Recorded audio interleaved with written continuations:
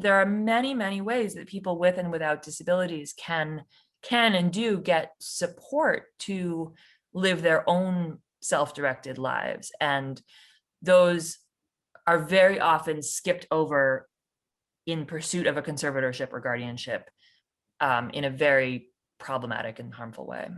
Well, it seems like another piece of the conservatorship that is problematic is not just the system itself, but also how long it can last and how hard it is to get out of it. Can you explain some of that? I mean, I think the Britney case here is a really interesting one because she has this huge fan following. She has a documentary film about her, and she has more resources than I assume most people have under a conservatorship.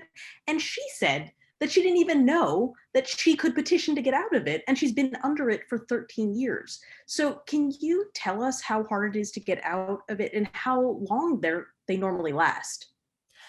Yeah, I think, again, because there isn't data, we don't know the average length of a conservatorship. That's the kind of thing that would be very, very important to know. That's really critical data. That's really shocking that we don't that no one has that information. But yes, it's very common for conservatorships to last a long time because many disabilities last a long time. And once you have this sort of concept that if a person is disabled, then they'll never be able to live their own lives, then you end up in a situation where conservatorships last forever. And that's a really incorrect base assumption that having a disability, or including having a significant disability or having significant support needs, is inconsistent with living your own life. And making your own choices is simply untrue, but is a belief held by a lot of people. And I think there's also very, like, structurally, it's very hard to get out of a conservatorship because once you're in it, you don't have your own power, your own authority to sign a contract, to, have access to the internet, maybe, like, even procedurally or logistically, like how you would figure out how to get in front of the judge that you wanted to complain about your conservatorship to, if your conservator isn't on board with this, is a Herculean task for most people. And then if you also have a disability that makes it harder to read, harder to understand things, harder to keep track of complicated court websites, like any number of things, it can become really difficult just logistically to get yourself to the place where you can say, I want to get out of this. And even if you do, judges are very, very reluctant to lift them. There's a real presumption in favor of maintaining conservatorships or guardianships unless there's something really extraordinary that the person can show of why it should end. Is that because judges don't want it on their watch if something goes wrong? I think that's part of it. Yeah, it's not, I think it's this idea that it's benign, and so why take that risk?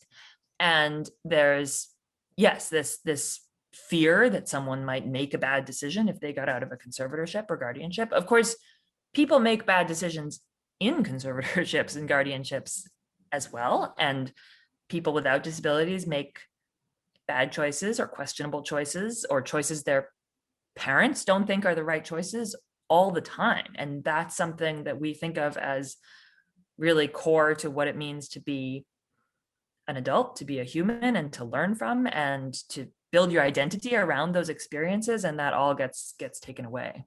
And it feels like there's a softer catch-22 here, which is if you strip somebody of their autonomy and their ability to make choices, you sort of lose the fluency of how to make choices and basic executive functions. Like it seems like if I have financial literacy because I have to pay my bills.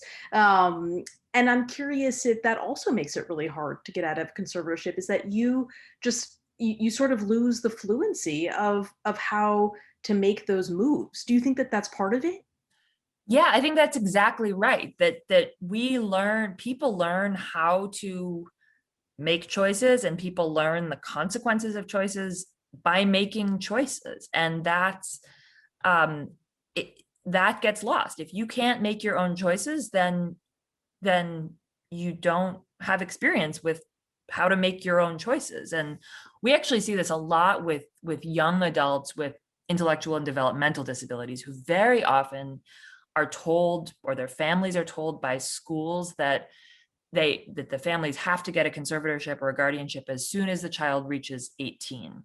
And sort of as a matter of course, and that they have to get this if the family wants to keep going to, supporting the child in IEP meetings, special education meetings, things like that. I Which mean, is it's called the school to guardianship pipeline. I mean, exactly. usually it's the school to prison pipeline is the one I'm more familiar with. But I mean, if they're terming it, it's happening a lot, right? Yes, exactly. The school to guardianship pipeline. And it's exactly that situation where, people with intellectual and developmental disabilities are assessed by some professional and then by a judge at age 18. And the judge is trying to figure out, can you do everything you need to do to live as an adult? And I think many of us would cringe to think about a judge asking that of us when we were 18, that, maybe we weren't making all the right choices, and that's what early adulthood, and for some of us mid-adulthood as we go on, is continuing to make decisions, see what happens, learn from those decisions, and that can happen with support. It's not that, you can still be over 18 and call your mom and ask, whatever, how to, make a grocery list, or or is it important that I pay my electricity bill? Like, those are all things that people without disabilities can do routinely to, while maintaining their rights. But people with intellectual and developmental disabilities, who may take longer to learn those skills, may need more support to learn those skills, are given less of a chance to do that. They're held to this very different standard of, if you don't have it all together when you're 18 and you can't do it all on your own, then we're just going to give up on you. You're never going to be able to do it. And then it can become true that you how could you know how to, you know, pay your bills if you have no idea where your bills come from? Are they in email? Are they in paper? Like, people have to learn things, and that it absolutely can become self-fulfilling to say, I don't think you'll ever be able to do this, and I won't teach you, and then they won't ever be able to do it.